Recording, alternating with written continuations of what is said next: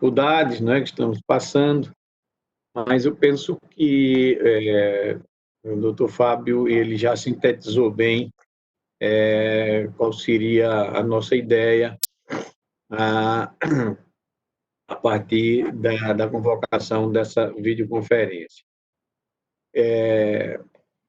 Ao longo desses 42 anos de magistratura, eu tenho sempre, desde que ingressei, passei por esses outros cargos de direção do Poder Judiciário, eu sempre me preocupei com a instituição, com a visibilidade da nossa instituição, a valoração da nossa instituição. Sempre achei e continuo achando tudo isso, quer seja a visibilidade de uma forma positiva ou negativa, a valoração depende de nós, porque nós é que fazemos essa instituição. Nós é que somos o Poder Judiciário do Estado do Rio Grande do Norte e, como tal, integramos, né, todo esse sistema federativo. E quando se fala em Poder Judiciário, notadamente Judiciário do Rio Grande do Norte, estão falando de nós todos, né? Nós, que eu digo, somos os magistrados, primeiro e segundo graus, e servidores. Então, nós, esse corpo é que compõe essa instituição. E o reflexo dessa instituição perante a sociedade depende de nós. Então, nós temos, eu sempre, pelo menos, tive como foco na minha carreira esse pensamento. E isso, naturalmente, vai depender da nossa dedicação, da maneira como a gente encara ou desenvolve as nossas atividades, com a responsabilidade, naturalmente, que nas nossas funções exigem, tanto de servidores quanto de magistrados, e da nossa dedicação, quer dizer, do amor e que a gente tem à nossa profissão, àquela profissão que nós escolhemos para exercermos o resto das nossas vidas, né? Então, isso é muito importante para que possamos construir um judiciário forte e unido. Claro que isso demanda extrema dedicação em alguns momentos da nossa vida. Eu ainda tenho esse lado romântico, né, de encarar a magistratura como um sacerdócio. Eu sou de uma época em que, muitas vezes, nós, magistrados, e eu penso que alguns dos colegas que estão participando desse nosso encontro, talvez em algum momento também tenha agido assim, e ter que sair do gabinete para ir comprar papel, ofício, para comprar caneta, enfim, coisas que, à época, dada a precariedade, não era falta de administração nem responsabilidade do gestor à época, era questão de condições, de falta de condições, tal a precariedade que nós vivíamos e passamos durante esse tempo. Então, quer dizer, não era porque eu chegava na minha unidade, ou na vara, aqui mesmo em Natal, eu vim para cá em 1985, para a vara da Fazenda Pública, segunda vara, e fiquei até 96, quando vim para o tribunal. E aqui em Natal mesmo, e a vara da Fazenda funcionava ali no prédio do tribunal, ali no térreo, onde é hoje mais ou menos a Secretaria Judiciária. Eu pessoalmente, saía dali para ir comprar papel ofício, porque eu chegava lá e a escrita dizia: doutor Amaury, não tem papel, não tem caneta. Então, você vê como vocês perceberem como,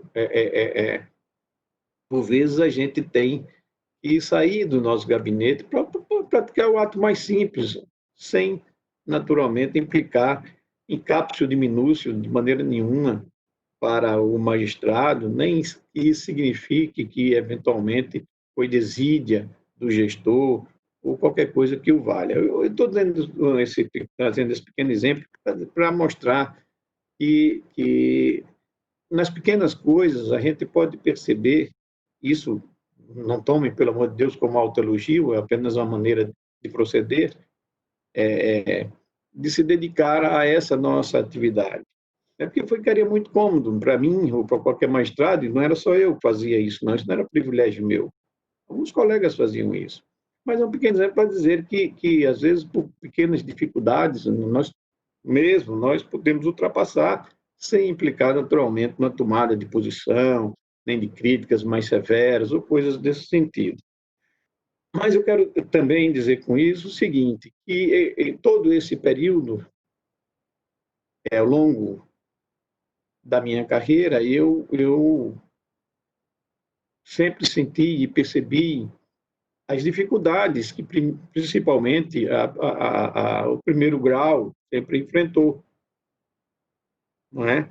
Sempre enfrentou. E, em particular, quanto então, casualmente, eu posso até dizer assim, cheguei à corredoria, não é?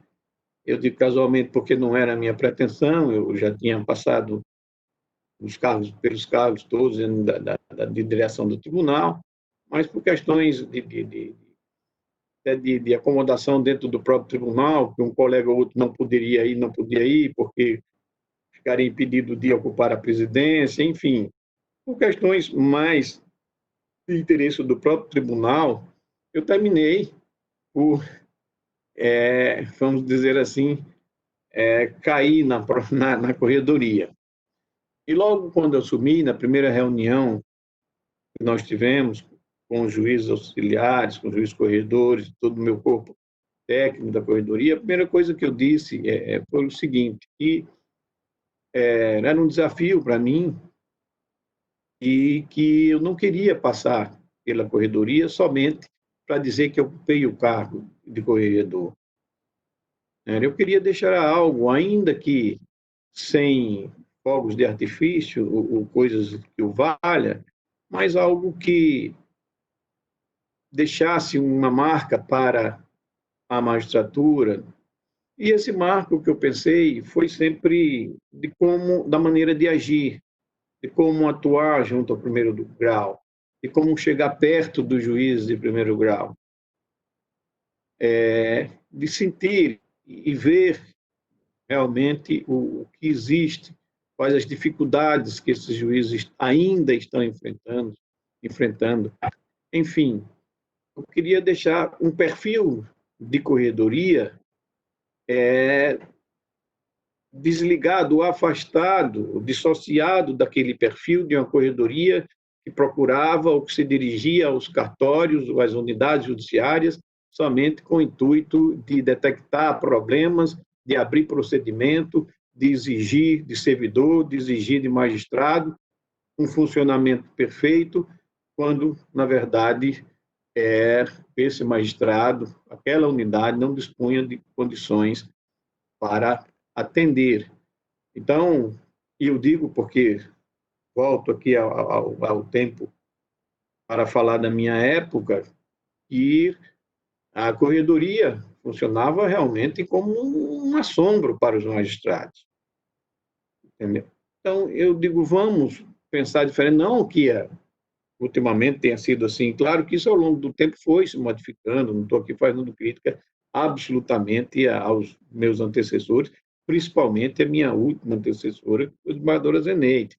Estou dizendo que ela também tem perfil, mas eu queria destacar dentro dessa minha administração exatamente esse perfil de alguém que, primeiro, sente a necessidade de ouvir, para depois deliberar, tomar decisões. Perfil de alguém que se preocupa não em simplesmente impor decisões ou metas de trabalho, sem perguntar se realmente aquele com quem eu estou falando, o determinando essas cumprimento dessas metas tenha condições de cumprir.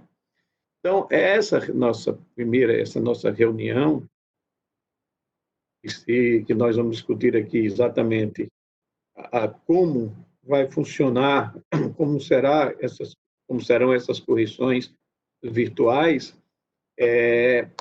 Primeiro, ela tem, o nosso objetivo é esse, é mostrar que a nossa preocupação é de orientação. O Fábio estava falando agora há pouco exatamente isso, não é? De orientar, de colaborar, eu penso que foi essa exatamente a expressão que ele utilizou, não é? Com os magistrados, com os servidores. Claro que, além dessa colaboração, a corredoria tem esse viés de corrigir, não é? Mas naquilo que realmente se percebe que há uma vontade deliberada de não se atender ou de se não cumprir o dever como deve ser cumprido. Isso aí é outra história. Mas o nosso foco é: vamos conversar, vamos ouvir, vamos orientar. E hoje vocês têm, sim, toda uma equipe na corredoria vocacionada para isso. E eu me refiro aqui não é só ao corredor, não.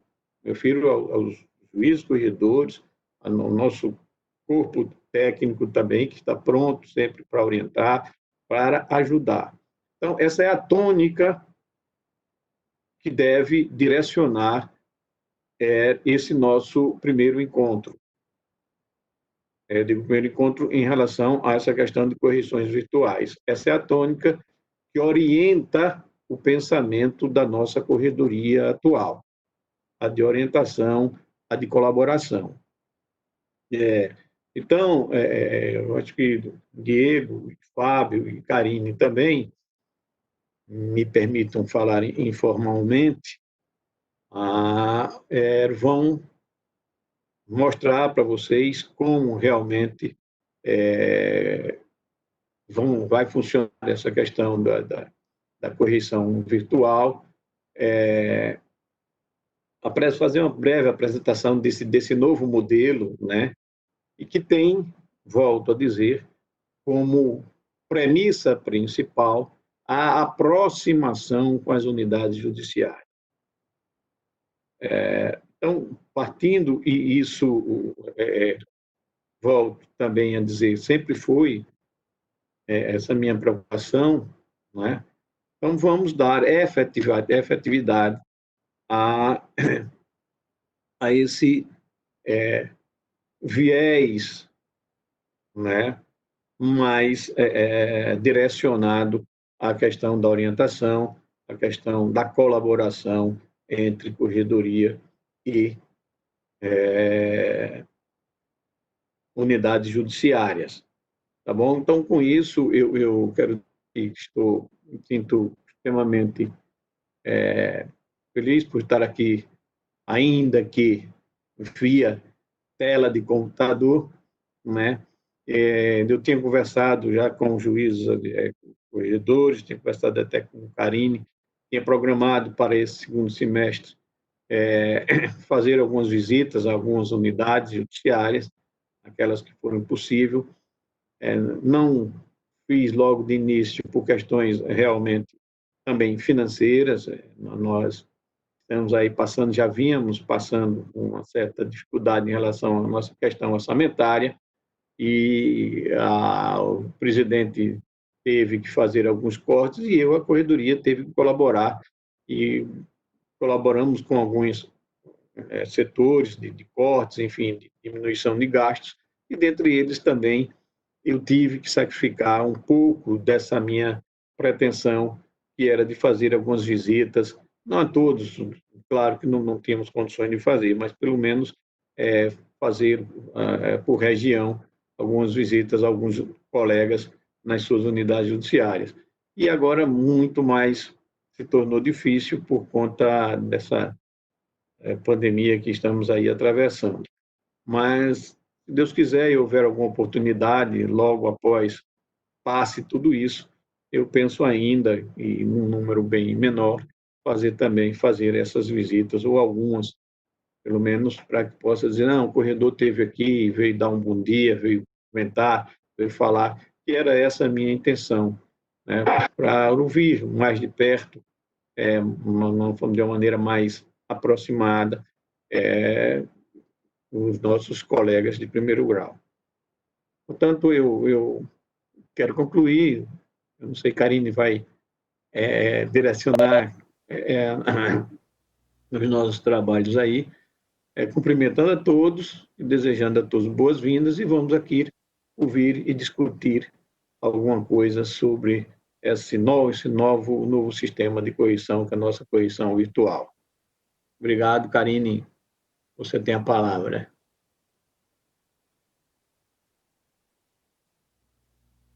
Está sem som, Karine. Melhorou agora? Não estou ouvindo. Saiu. Ai, Jesus. Voltou agora? Voltou.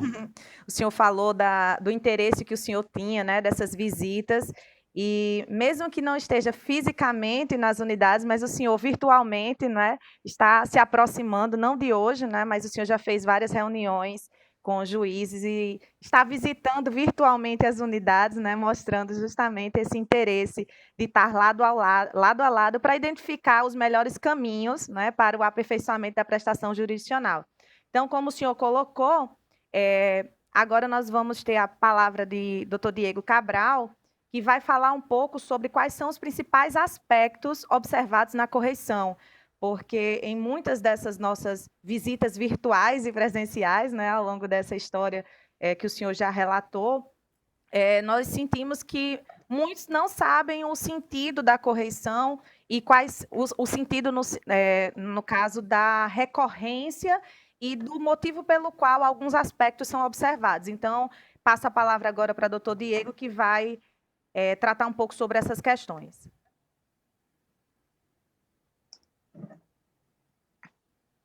Bem, bom dia a todos. Todos me escutam bem? Eu estou vendo, Diego. Tá ótimo.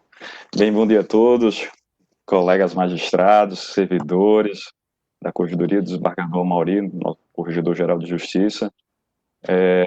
Nessa manhã hoje aqui, um pouco nublada, não sei como é que está em Mossoró, mas nós nos reunimos hoje aqui para tentar aproximar a Corregedoria das unidades que participam da correição, que se inicia essa semana. São 4 unidades, todas aqui se fazem presentes através de seus componentes, e a ideia de hoje era apresentar esse modelo de correição virtual, que já vem sendo implementado pela Corregedoria, e estava desde o ano passado com pretensão fazer esse momento de aproximação através de uma videoconferência.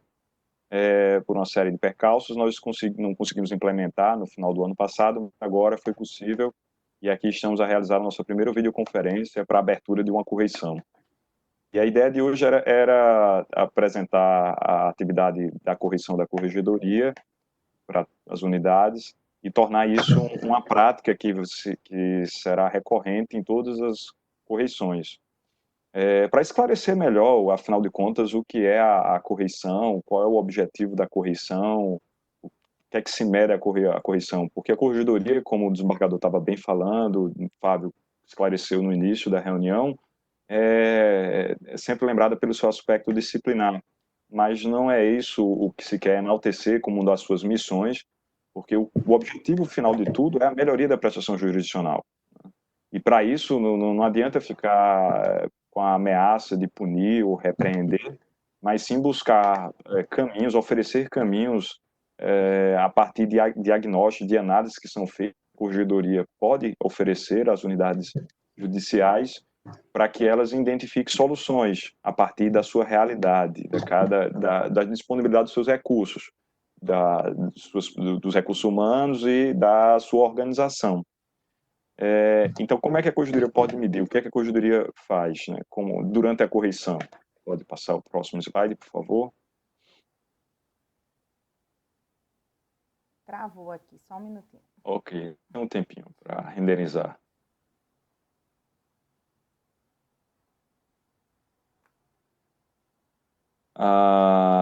Durante o momento da correção virtual, apesar de não estar presente fisicamente, mas a corregedoria ela consegue visualizar o andamento dos processos e a organização da unidade, e essa atividade já começa desde antes, né? Vocês já devem ter visto em alguns momentos, pelo menos as unidades anteriores, que é feito o que a gente chama de relatório pré-correcional, né? Quando a unidade apresenta algumas informações. E agora essa ideia do relatório, vai ser feita através do próprio sistema, através de um relatório de 360 graus, um questionário de 360 graus, onde qualquer pessoa, na verdade, a gente pede que todos da unidade, se possível, preencham esse relatório para trazer o máximo possível de informações da unidade. Porque com isso a gente começa a analisar a regularidade dos serviços, né, e verificar os modelos e procedimentos de trabalho da unidade, para que a gente possa entender mais ou menos como é que a unidade tem funcionado. E, notadamente, a partir da análise virtual, da análise que é feita pelos secretários, nós conseguimos visualizar como é que está a alimentação dos sistemas, porque hoje a alimentação dos sistemas é fundamental para que possamos medir o desempenho, a performance e o andamento dos processos. A partir do momento que a gente a corregedoria começa a analisar o andamento desses processos dos sistemas, podem ser indicados caminhos ao final quando se percebe alguma dificuldade, alguma falha nesse preenchimento que possa ser melhorado. E identificar aspectos que possam prejudicar, notadamente, nas atividades diárias das unidades. Lembro que essa análise vai ser feita novamente de forma virtual, através desse sistema da correção virtual. E a análise é feita através, por amostragem, mas com um índice de acurácia e com a margem de erro de 95%, margem de confiabilidade de 95% e possibilidade de erro de 5%, pela representação que nós pegamos de processos da unidade para serem analisadas. E com isso verificar como está o andamento das unidades, né? Quando a corregedoria começa a analisar os processos, para analisar os feitos, o que se busca é sempre tentar identificar o alinhamento a partir das metas nacionais e também considerar a situação local da unidade. Porque o que se quer não é apenas discutir situações pontuais de um processo exclusivamente. O que se quer é um objetivo maior.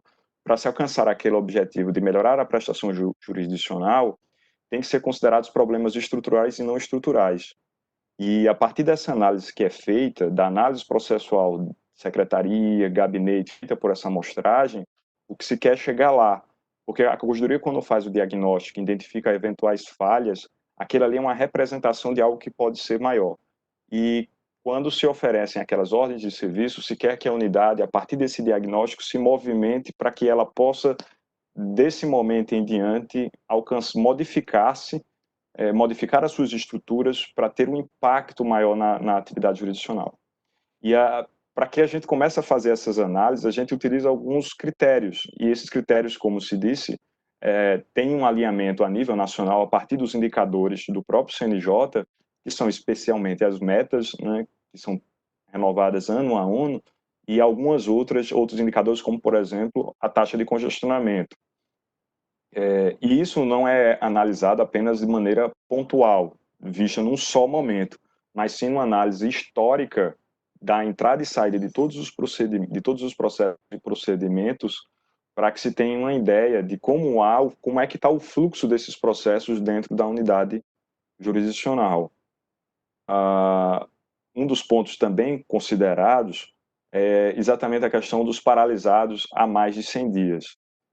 Porque essa questão dos paralisados há mais de 100 dias vai indicar exatamente esse fluxo dos processos dentro da unidade e vai permitir diagnosticar, examinar, identificar eventuais gargalos que possam ser trabalhados é um grupo de processos de uma determinada competência que estão ficando paralisados na secretaria por algum aspecto específico, o que é que pode ser feito para melhorar? É uma questão que diz respeito à unidade ou é um problema muito maior do que a própria unidade? E existem procedimentos específicos que o tempo, a lei, a própria Constituição estipula uma prioridade e análise, o tempo desses procedimentos, independente da competência, independente de qualquer peculiaridade, é necessário observar. E aí entra os processos, notadamente, da infância, da juventude e dos réus presos. Para além da discussão das metas, para além da discussão dos processos para dar mais de 100 dias, dessa análise da entrada e saída dos processos, existe a peculiaridade desses procedimentos, cujo tempo dentro de uma unidade deve ser considerado, porque a lei estipula um prazo e é preciso observar para que esses prazos estejam sendo obedecidos e estejam sendo cumpridos. E um ponto também interessante é verificar a manutenção do acervo. E o olhar que se lança aqui no acervo não é um olhar estático, no sentido de que se o acervo aumentou ou diminuiu simplesmente, porque não é só isso. A gente já se sabe muito bem que o fato de uma unidade ter um acervo maior ou menor não significa que essa unidade esteja com um desempenho ruim ou pior, porque o acervo é apenas... se a unidade ela não consegue baixar muito, é natural que o acervo aumente. E a distribuição é quem vai dizer realmente se essa relação entre entrada e saída e o número final do acervo tem algum significado. Quando se fala em manutenção do acervo, o que a gente está querendo não é essa discussão que eu estou trazendo aqui, não é essa discussão que eu acabei de falar, mas a discussão para verificar se a unidade, ao longo do tempo, apesar das intempéries, das circunstâncias que podem se apresentar, os desafios novos que surjam, a unidade consegue se adaptar e consegue manter uma uniformidade no seu fluxo de processo, no seu fluxo de trabalho, e consegue dar resposta para a atividade jurisdicional, para aqueles que recorrem ao judiciário, que vão ao judiciário. Essas métricas vão permitir toda aquela análise, todo aquele diagnóstico que vai produzir no escritório, que vai ser gerado através do sistema de correção virtual, que foi lançado há pouco tempo e que vai estar sendo utilizado nesse mês de julho. Vai ser utilizado nessa semana também, com as unidades que aqui estão presentes nessa videoconferência. E, ao final, esse relatório vai trazer esse diagnóstico, vai trazer essa análise da corregedoria, a partir de uma amostragem de processo, a partir desses dados, aqueles indicadores nacionais e indicadores locais, mas esse relatório não é meramente um documento que está aí, e voltando àquela questão que o desembargador estava colocando, é só mais uma atividade para impulsionar, não é só isso. A ideia da correção é maior do que isso. Muito mais de trazer uma orientação para as unidades, para que a partir daquelas ordens de serviços que são colocadas, as unidades possam identificar eventuais gargalos, elas possam, a partir dali, montar um plano de ação. Esse plano de ação vai responder ao relatório de correção, mas esse plano de ação ela pode ser absorvido pela unidade e trazer mudanças que vão ser apreendidas e vão modificar a própria gestão da unidade. É isso que se quer quando se faz um relatório de correção com ordens de serviço que despertem a unidade para que ela possa rediscutir sobre a forma como são organizados os seus trabalhos, os seus processos, a sua forma de lidar com a atividade jurisdicional no cotidiano. Então a corregedoria ela vai dar essa partir desses caminhos que vão sendo colocados, mas a unidade me parece ser aquela que vai estar com maior poder e tem maior conhecimento sobre sua realidade específica e, a partir desses dados que são oferecidos pela corregedoria, reorganizar-se. Seria incoerente da corregedoria simplesmente fazer uma ordem de serviço, um relatório de correção, dizendo que a unidade mude para lá ou para cá, sem considerar a realidade da unidade. E quem conhece melhor a unidade são os próprios juízes e servidores que compõem essa unidade, são os próprios participantes da unidade. E o que a corregedoria vai oferecer são esses caminhos, esses diagnósticos, para que a unidade possa, a partir dessas indicações, tentar identificar eventuais gargalos e buscar alguma mudança, considerando, obviamente, as limitações da sua realidade.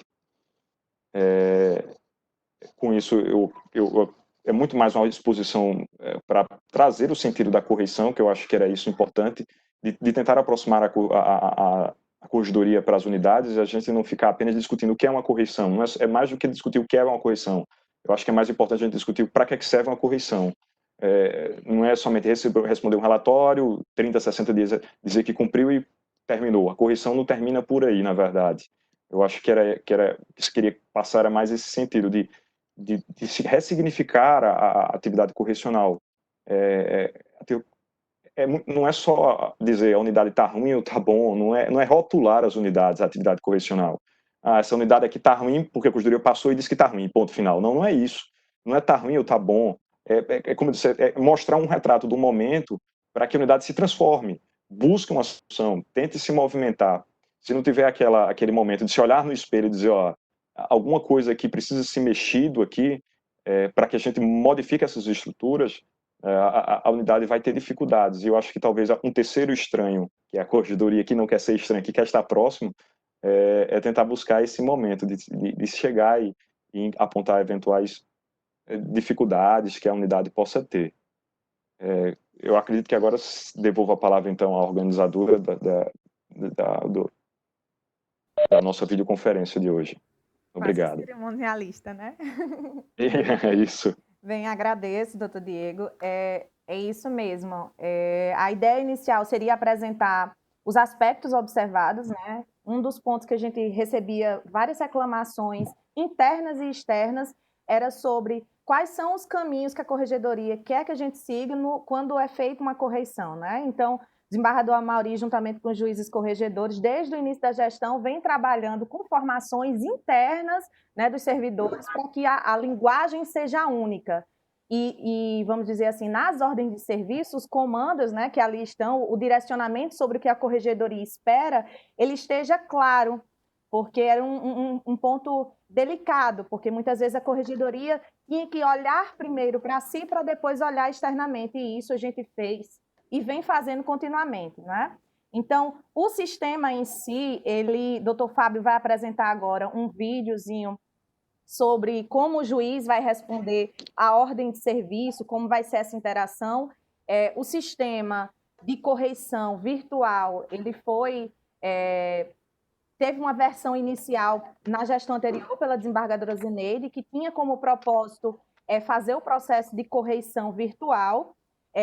Nós fizemos um aprimoramento desse sistema, que a grande vantagem dessa nova versão é que ele armazena toda e qualquer análise histórica, seja de diálogo entre corregedoria e unidade judiciária, organizando isso numa base de dados, gerando indicadores, para que tanto a corregedoria como a unidade judiciária possa ficar tendo esse olhar, né, prospectivo e perspectivo, que é isso que o doutor Diego colocou aí, da questão do espelho, né? Você está sempre se olhando e enxergando como pode melhorar. Então, o doutor Fábio vai apresentar 2 vídeos, que é um vídeo do questionário que o doutor Diego colocou, que é chamado de avaliação 360 graus, mas porque a gente está querendo que servidores da unidade em si respondam, porque avalia questões estruturais, sejam elas relacionadas à infraestrutura tecnológica, de gestão de pessoas, liderança. Então, nós queremos coletar a percepção dos servidores da unidade, e leia-se servidores, mas todos os colaboradores da unidade, de forma que, mesmo à distância, a corregedoria possa ter um olhar denso sobre o que acontece na unidade, né? Então, nós nos debruçamos ao longo de alguns meses na elaboração de um instrumento que fosse possível sentir, captar coisas que muitas vezes, até numa visita presencial, a gente não consegue coletar, né? A gente não consegue captar. Então, é justamente nesse papel de aproximação, de diagnóstico, que a corregedoria criou esses novos instrumentos e que vai usar por base um sistema que foi elaborado, aperfeiçoado, né? E que o desembargador lançou já essa semana, há uns 15 dias, semana passada. Então, vou passar agora para o doutor Fábio. No primeiro vídeo, estou compartilhando aqui com vocês, o primeiro vídeo diz respeito à avaliação que a gente chamou de clima organizacional. Doutor Fábio? E Karine, antes de passar o vídeo, eu só queria registrar que nesse processo, como o Diego falou, a corregedoria não está aqui também só para, vamos dizer, ensinar, mas também para aprender, né? Eu, pessoalmente, eu acho que eu consigo aprender mais do que ensinar alguma coisa na corregedoria. O processo é construtivo de aprendizado.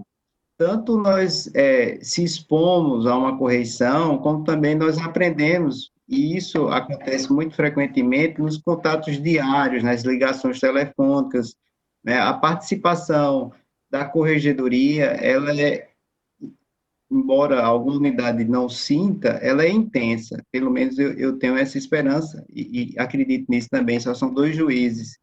E registro aqui como exemplo a atividade da primeira vara, inclusive na abertura, né, Graça Alencar, que é a chefe de lá, né, semana passada eu passei uma semana dialogando com Graça Alencar sobre questões de melhoramento do serviço, da unidade prisional, da unidade judiciária, né, refletindo questões sobre eficiência, eficácia, e Graça, né, me mostrava todo como era a sua rotina de trabalho, o que ela estava sabendo.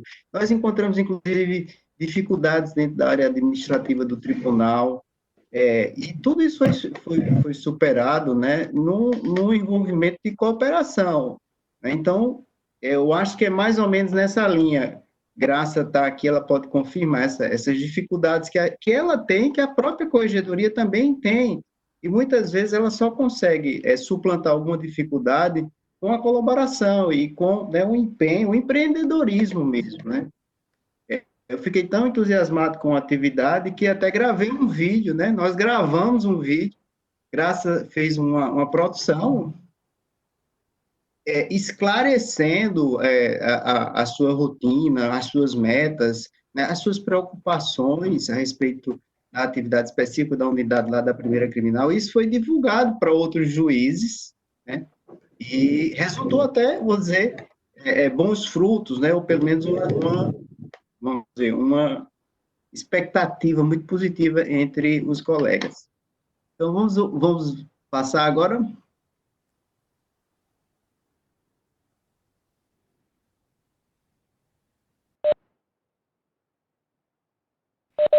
Aí é o momento. Você está visualizando como é o procedimento.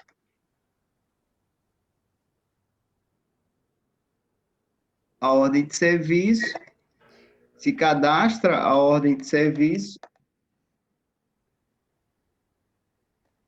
Esse primeiro vídeo, né, doutor Fábio? O senhor está ouvindo todos?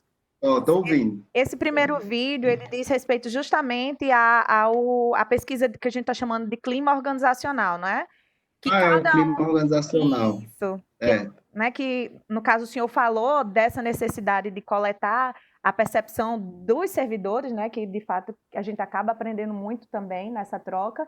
E aqui é só um esboço de algumas perguntas que serão realizadas durante a correção, não é? Que aí esse cadastro ele já foi realizado, então todos os servidores e magistrados eles já têm acesso ao sistema. É bom até colocar aqui essa questão, que como o sistema ele foi desenhado para ser dinâmico, então o próprio magistrado, esses 4 juízes que aqui estão, saibam que logo mais o desembargador vai lançar uma versão para que a própria unidade judiciária possa utilizar o sistema para fazer suas correções, né? As correções anuais que vocês elaboram, vocês realizam. E esse sistema vai permitir que vocês coloquem características, não é? Aspectos relevantes para serem observados. Karine, tem como aumentar a letra? Porque eu não estou vendo e tem alguém também disse que não está vendo, pronto. não. Melhorou assim? Agora sim. Não, pronto. Então, foi uma simples exposição, né, de como vai ser respondido.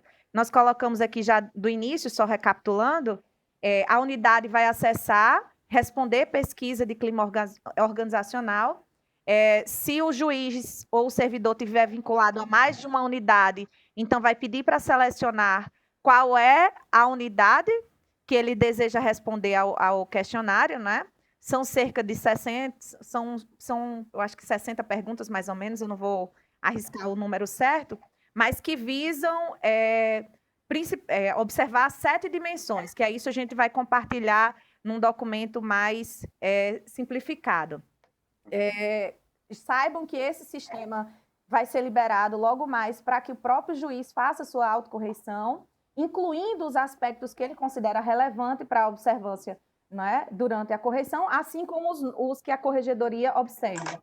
Aí agora, doutor Fábio, eu vou colocar o vídeo da ordem de serviço, que era o que o senhor estava mencionando. Tá certo. Clima, tá bom? Só compartilhando aqui, porque como o meu computador também está gravando, aí fica um pouco mais lento. Então, eu peço desculpas por isso, mas vai iniciar agora. Pronto.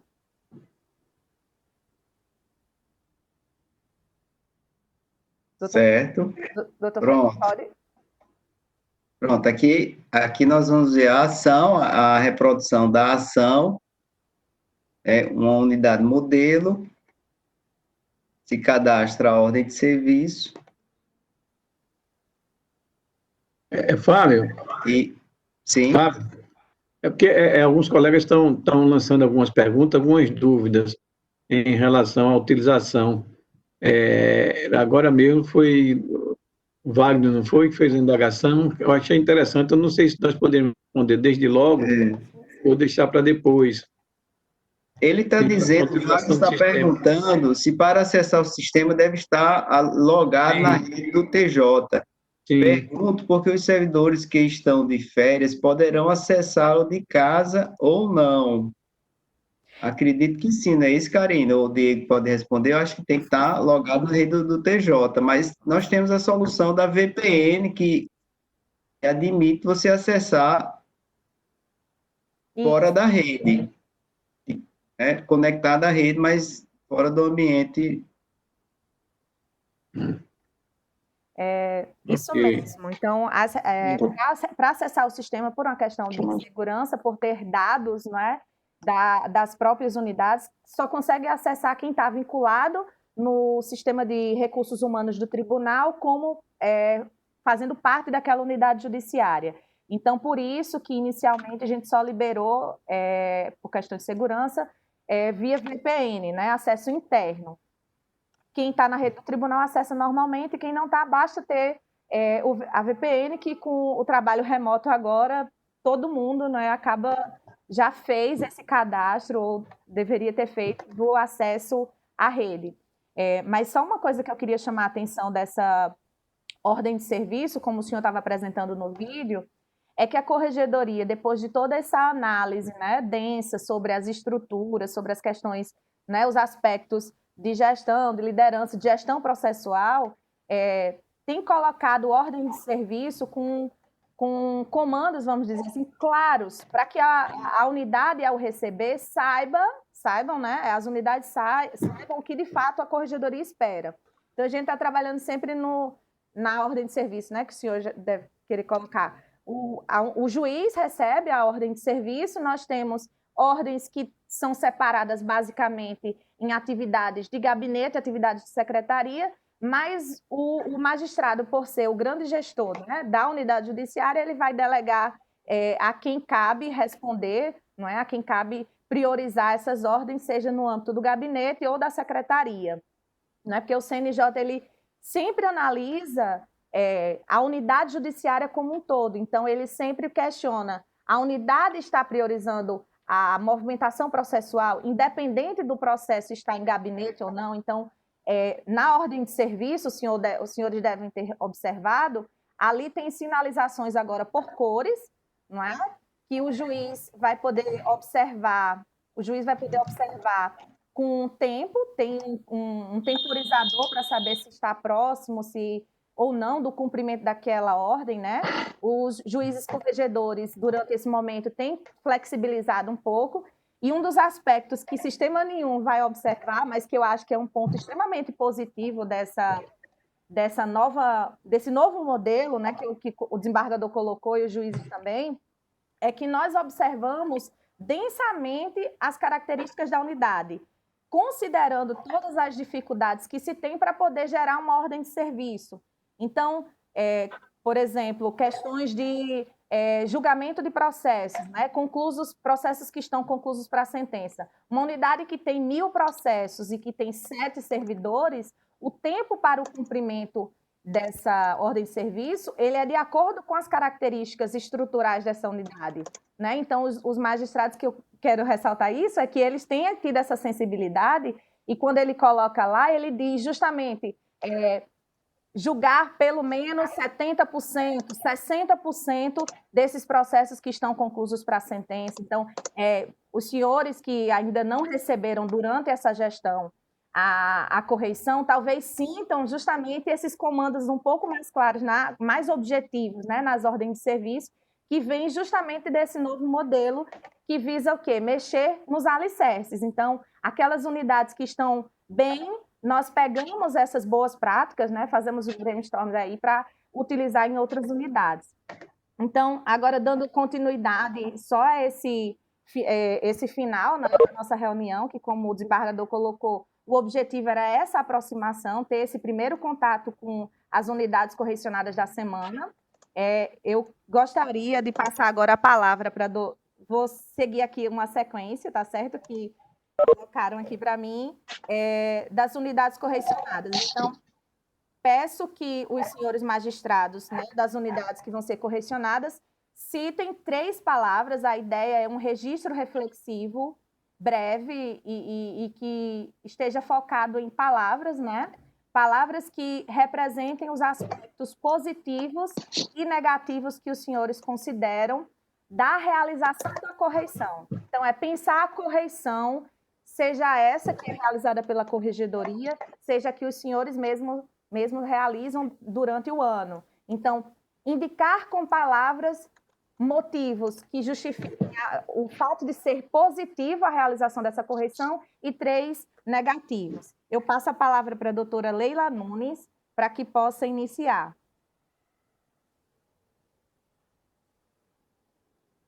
Bom dia a todos. Vocês não estão me vendo, porque eu estou na unidade. Baixa o som, Leila. Pode aumentar? Baixar ou aumentar? Aumentar, eu tô... Aumentar. Pronto? Como eu estou na unidade, Fábio, eu estou... E a câmera? Estrutura do E a câmera, Leila? Não, a câmera... Tem como colocar? O meu monitor do gabinete. Não tem câmera. Tá certo. Eu não sei se eu consigo resumir em palavras, né? Mas, assim, as últimas correções para a unidade está sendo uma experiência muito boa, porque ao apontar determinadas falhas, né, a gente consegue direcionar as ações. Então, resumir em palavras, eu resumiria em aspectos possíveis: a perspectiva, a visão global da análise da correição e a cooperação. Como o Diogo bem falou, seria isso: a correição ter esse olhar mais de análise da estrutura da unidade para que trace caminhos para a melhora do serviço. O ponto negativo, que eu fosse pontuar, seria essa questão de visão da própria unidade. No caso de Parnamirim, eu estou com um funcionário trabalhando muito na unidade, todos os dias ele está aqui, e funcionárias de licença maternidade, com a mãe doente e tal. Então, essa questão dos funcionários, do cumprimento justamente dessas ordens e da sobrecarga de alguns funcionários, e essa questão estrutural mesmo que o tribunal sabe, que o próprio desembargador disse que não teria esse objetivo, essa questão estrutural da unidade. Eu não vejo outros pontos negativos da correição. Falam assim dessa questão dos 100 dias, dos 60 dias, mas que Os 100 dias é um prazo bem razoável, não acho ruim. Então, acho que tem mais pontos positivos do que negativos. Seria, sim, outra questão, assim, que muitos pontos que foram diagnosticados nas correções passadas dependem de outros órgãos. Por exemplo, CCM, ou então a questão do próprio Agile. A gente está com 8 processos paralisados porque o Agile não deu resposta, são processos do Projude que não migraram para o PJE. E está lá, pontuando, 100 dias, 100 dias, 100 dias, e não tem o que a gente fazer, porque a gente está dependendo da resposta de outro órgão. Tá até uma dúvida que eu queria saber, se isso vai pontuar desfavoravelmente, se depende de outro órgão, um órgão que realiza cálculo, um órgão com essa situação da pandemia dos mandados, e essa questão do Agile, do não fechamento por um órgão auxiliar. Seria isso. Eu não soube resumir em palavras. Mas, obrigada, doutora Leila. Eu peço, por gentileza, que a senhora possa encaminhar esses números de chamado para que a gente possa tentar resolver. Mas isso é um Está na corregedoria também. Obrigada. Então, uma coisa que é interessante da gente pontuar é justamente isso. O olhar, né, direcionado que o corregedor vem dando e que os juízes corregedores, né, têm seguido, é isso. Nas ordens de serviço, a gente observa a situação da unidade. Então, por exemplo, o que a senhora colocou, né? A senhora falou aí da questão da CCM que não está subordinada à senhora, então a senhora, mesmo que queira resolver um problema, não consegue resolver.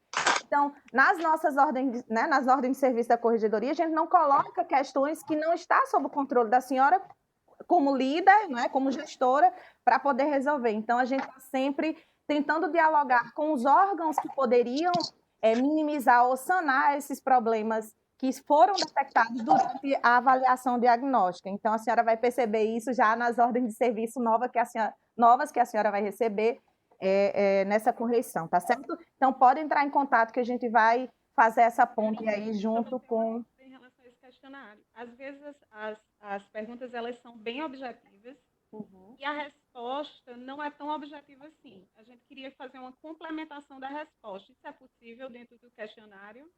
Pronto. Dentro do questionário, por ele ser todo estruturado, né, ele tem a gente colocou a intensidade, que é uma hierarquia nas respostas que vai do mais intenso para o menos intenso. A gente usou o questionário todo estruturado com perguntas fechadas, mas tem espaço para exposição discursiva de motivos.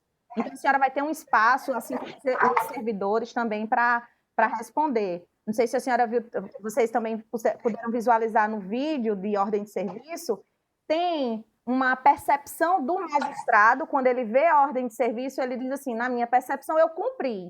Ele coloca um texto que vai indicar o porquê ele acha que cumpriu, se quiser juntar algum comprovante, ele junta, e a corregedoria também recebe e faz o mesmo. Então, existe espaço, sim, doutora, para esse diálogo com a corregedoria por meio do sistema, né? Que é uma das grandes vantagens desse sistema que foi conduzido aqui pelo desembargador Amaury, tá certo? Então, passa... Eu agradeço pela oportunidade. Obrigada, doutora. Passa agora para a doutora Aline Daniele.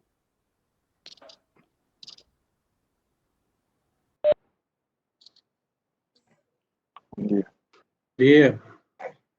Sou juíza da primeira vara de ação. Bom dia. Para os que não me conhecem, é uma satisfação estar aqui, né, nesse novo momento diferente, né, que a gente está tendo que viver assim, diante da tela do computador. E eu tentei organizar aqui do jeito que Karine pediu, em 3 palavras, né, a análise da correção no aspecto do dispositivo.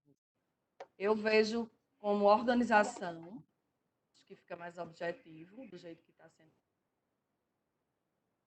A equipe, a gente consegue analisar melhor a equipe e a cooperação. Em relação ao aspecto negativo, eu colocaria estrutura e não é conhecimento que eu queria dizer, era mais orientação. Não é o aspecto negativo que eu quero dizer, é justamente um aspecto de correção, porque eu acho que assim, do jeito que está sendo feito nessa nova modalidade, a gente consegue captar melhor as orientações que vêm da corregedoria. Acho que fica melhor traduzida em informação. Eu queria usar conhecimento, mas eu acho que seria mais essa situação da organização das informações. Eu acho que assim era negativo e eu acho que nesse novo formato vai chegar para a gente de uma forma mais filtrada. Pelo menos é isso. Acho que fica mais objetivo. Era isso que eu tinha para falar. Obrigada, doutora. Passo a palavra agora para doutor Wagner Kelly, que foi o primeiro que ingressou na nossa sala hoje. Pontual. Ansioso. Mas vamos lá. Positivamente, eu vejo. Está todo mundo ouvindo bem? Sim, sim. Vendo. A visão externa. E a gente, às vezes, está lá trabalhando, acha que está fazendo um bom trabalho, mas, às vezes, a gente deixa de ver algumas coisas, algumas falhas mesmo. Então, quando vem a correção, vem uma visão externa. Acho que é o primeiro ponto positivo. Segundo, é uma oportunidade de mudança.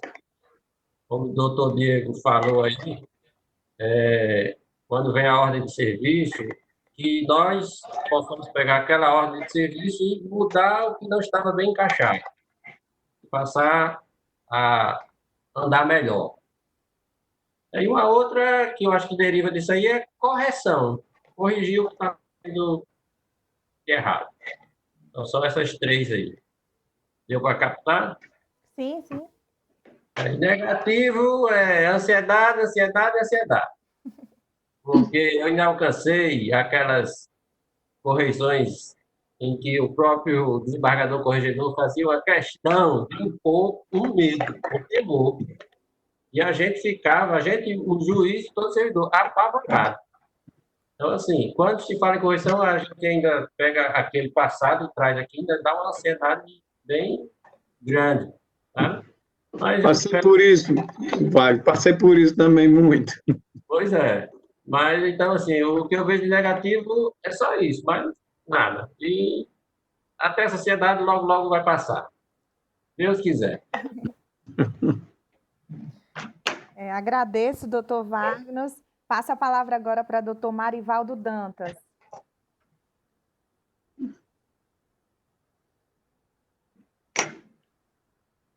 Marivaldo, bom dia.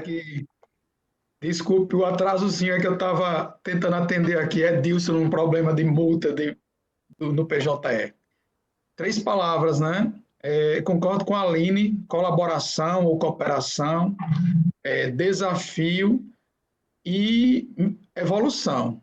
Evolução, melhoria, eu acho que são esses os aspectos positivos de uma correção, né? O negativo estrutura, Aline, falta de, né? Na realidade, falta de. E aí eu coloco pessoal, não as pessoas que trabalham comigo na terceira vara, que na realidade são o grande diferencial da vara, mas a falta de mais gente para poder realmente fazer um trabalho adequado, né? E a questão da ansiedade que vai colocou, né? Principalmente de como nos veem, não só a corregedoria, mas como o advogado nos vê, qual a qualidade de trabalho que a gente efetivamente está prestando. Porque, às vezes, ou a gente se avalia muito positivamente, ou, às vezes, até muito negativamente, né? E nunca a gente consegue, talvez, ter uma avaliação equilibrada sobre o seu próprio trabalho. São esses aspectos. Agradeço, doutor Marivaldo. E só para finalizar minha fala, antes de passar para o desembargador, um dos pontos de reflexão nossas, né, dos pontos que nós refletimos muito é a questão de os problemas que foram detectados durante uma correção, eles não devem persistir, né? Porque se nós fizemos um trabalho, vamos dizer assim, que não visou só uma correção pontual, nós vamos mexer nos alicerces, numa correção futura, nós podemos encontrar outros problemas e não esses, né? Então, um dos pontos que os corregedores, né, a gente conversa muito sobre isso é o porquê, durante as correções, nós encontramos recorrentemente os mesmos problemas. Então, a partir dessa análise histórica, tentando mudar os caminhos, né, tentando enxergar outras possibilidades, enxergar novas formas de trabalhar, esse trabalho de cooperação, não é, visando aí a troca de experiências, ele possibilita justamente a mudança na estrutura e o aperfeiçoamento e a busca constante pela melhoria, não é? Como o doutor Marivaldo colocou, não é andar nas extremidades, não é? É sempre buscar esse aprimoramento, buscar constantemente a melhoria da prestação jurisdicional. Por meio de que, aí esses caminhos nós estamos aqui sempre buscando durante uma correição. Então, passo a palavra para o nosso desembargador Amaury para que possa fazer o encerramento desse nosso encontro de hoje. Pois não, Karine, eu vou fazer pequenas observações a partir dessa última etapa do nosso encontro, das observações oportunas feitas pelos magistrados que se pronunciaram. Me parece que o ponto comum negativo, e isso não é de hoje, é a questão da falta de estrutura, notadamente de pessoal. Não é? E como disse o doutor Marivaldo, não a qualidade do pessoal, mas me parece que o número, e por vezes não é suficiente para que se possa estruturar uma unidade judiciária de maneira que ela possa exercer sua atividade a contento, ou pelo menos dentro daquela perspectiva que a sociedade espera. Esse realmente é um grande problema. Nós estamos enfrentando agora no tribunal a questão desse redirecionamento, enfim. Mais cedo ou mais tarde nós teremos que encontrar uma maneira de procurar solucionar, não diria, mas minimizar essa questão. A corredoria, naturalmente, é sensível a isso, e dentro, claro, de suas limitações, vamos ver o que é que se pode fazer. Aí a coisa mais de estrutura é mais para a gestão no tribunal, né? E é realmente uma dificuldade que não é de hoje, isso vem de longa data, mas oxalá encontremos aí um melhor caminho para, pelo menos, minimizar essa questão. Eu estava... me chamou a atenção aqui algumas as considerações feitas, mas penso que o nosso encontro ele terminou realmente por atender o nosso objetivo, não é? Que era não só dessa aproximação, como também perceber a avaliação dos juízes em relação ao como que nós juntos poderemos melhorar a nossa prestação jurisdicional. A questão da ansiedade, eu vou aqui Wagner que falou, não é? Isso realmente, essa que antecede a visita de um corregedor, né, à unidade judiciária, isso também é de longa data, e eu passei por isso também. E veja que era na época que realmente o corregedor fazia questão, e ele passava a semana inteira, ou às vezes mais do que isso, na comarca, e olhando livro por livro, processo por processo, porque ele fazia do extrajudicial e fazia, claro, do judicial também. E nos processos ele pegava tudo, não era por amostragem. Ele queria saber os processos em andamento, os processos julgados, ele queria saber para ver se na última semana o juiz teria, sabendo da correção, teria acelerado, né, o trabalho para mostrar que tinha poucos processos concluídos para julgamento. Então, ele disse, eu quero saber os julgados, os últimos julgados, 3 meses, o último mês, para ver se o juiz teria, né? Porque quando a gente anuncia uma correção, então vamos ajeitar aqui, vamos providenciar tudo para dar uma impressão melhor ao corredor. E até isso ele procurava, ele avaliava e pedia esses processos. E não só isso, ele fazia questão de ir à residência do juiz, para saber se o juiz morava lá. Vejam só, ele queria ir à casa do juiz, e a última, eu era juiz em Areia Branca, e o desembargador Wilson Dantas era corregedor. Estou contando assim como parte, eu acho que já da história, né, do judiciário, e ele fez a comunicação de que iria para Areia Branca fazer uma correição. Ele fazia a primeira e um ano depois ele voltava para saber, né, e às vezes até com pouco menos tempo. A Areia Branca ele foi com um ano depois. E ele foi à sede da comarca, foi a Tibau e foi a Grossos. Vasculhou todos os cartórios, viu tudo, todos os processos, enfim. E depois, encerrada a correição, ele dispensou todo mundo e 10 minutos depois eu recebo uma ligação dizendo que o corredor quer ir à minha casa. Eu, recém-casado, morava realmente em Areia Branca, e ele queria me fazer uma visita. E foi lá, mas ele foi para saber se realmente ali eu tinha meus móveis, eu tinha uma estrutura realmente de uma residência, né? Não era só uma casa alugada com um birô para dizer que era a casa do juiz. E eu fiz questão, depois de um cafezinho e coisa e tal, né? Conversas mais amenas, para ele conhecer a minha casa. Aí ele foi cômodo por cômodo para ver.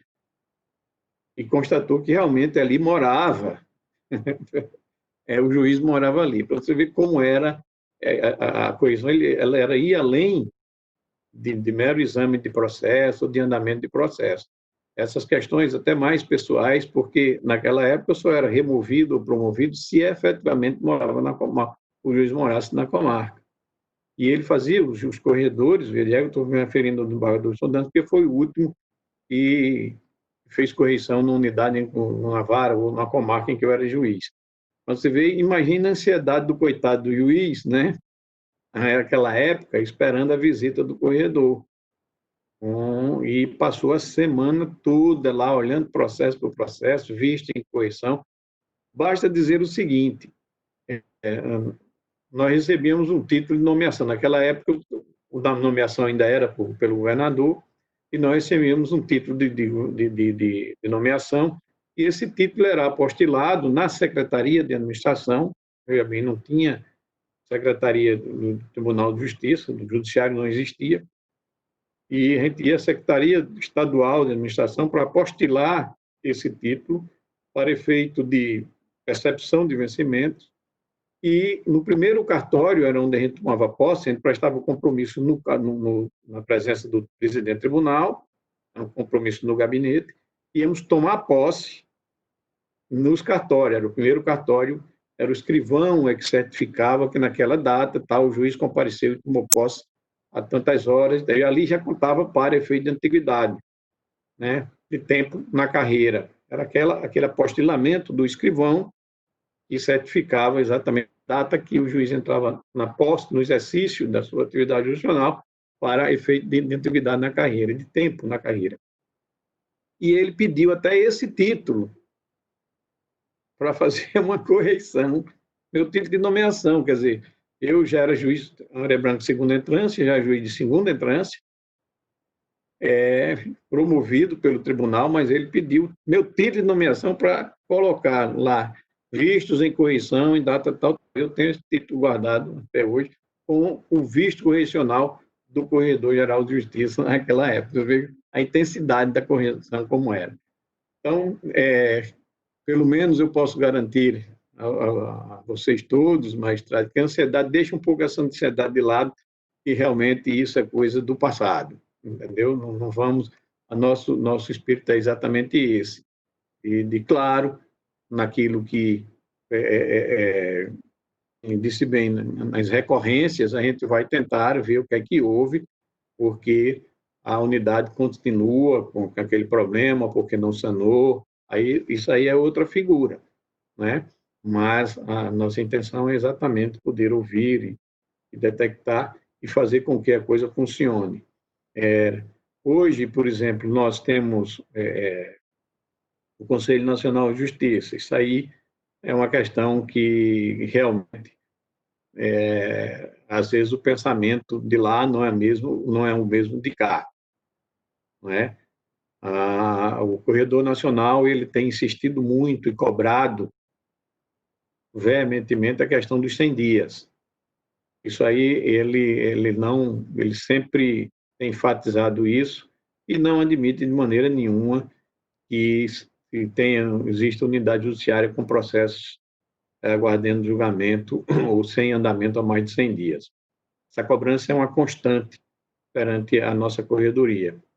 E a Corregedoria Nacional, ela hoje, qualquer pessoa pode fazer qualquer reclamação que seja contra juízes. Isso é uma grande dificuldade que nós temos hoje de administrar na Corregedoria. Então, não precisa que a pessoa se identifique. São reclamações, às vezes, apócrifas, outras anônimas mesmo, e ele recebe e manda que se apure. Logo quando foi instalado o Conselho Nacional, o que é que eles entendiam? Eles mesmos começavam a apurar. Então, as corregedorias praticamente passaram a figurar como um mero órgão, vou repetir sem querer ser redundante, figurativo. Mas o CNJ sentiu que eram tantas reclamações que os processos foram se acumulando e lá eles não estavam dando conta. E perceberam que não, olha, aí começaram a realmente entender que a origem tinha que ser nas corregedorias locais. Se a corregedoria não resolver, eles avocam, algumas vezes, os processos, quando necessário, ou então se faz a reclamação lá e eles vão apurar junto à corregedoria.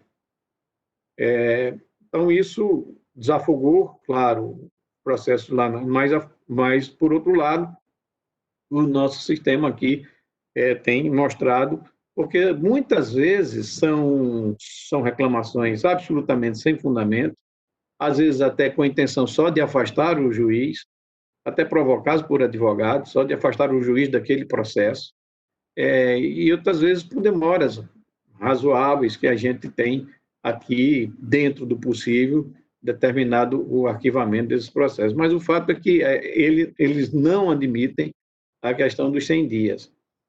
E, às vezes, por exemplo, nós fazemos um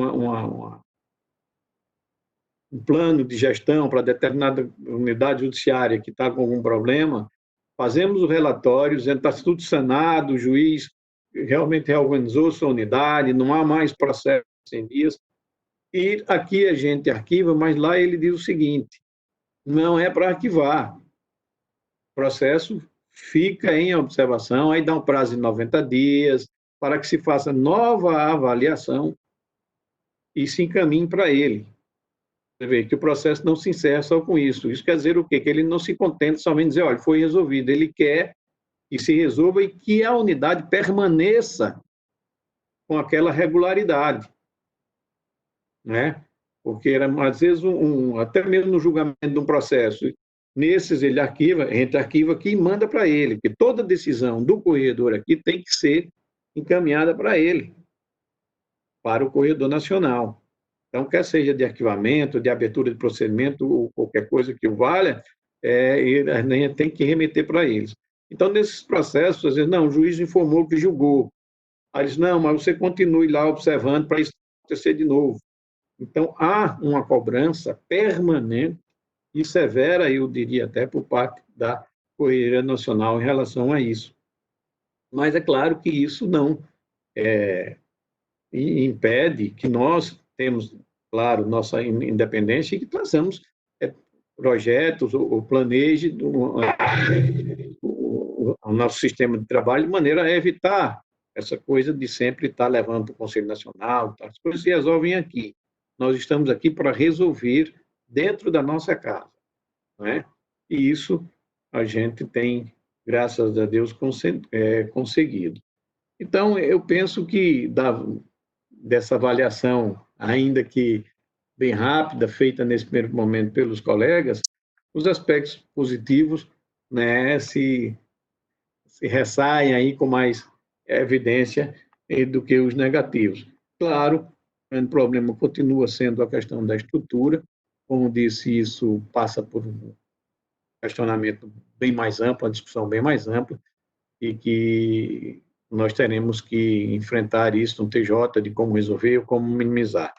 Mas me sinto extremamente feliz por esse contato, né? Vamos continuar mantendo esse contato, vamos continuar mantendo com essa maneira de pensar, de olhar as coisas e de tentar solucioná-las.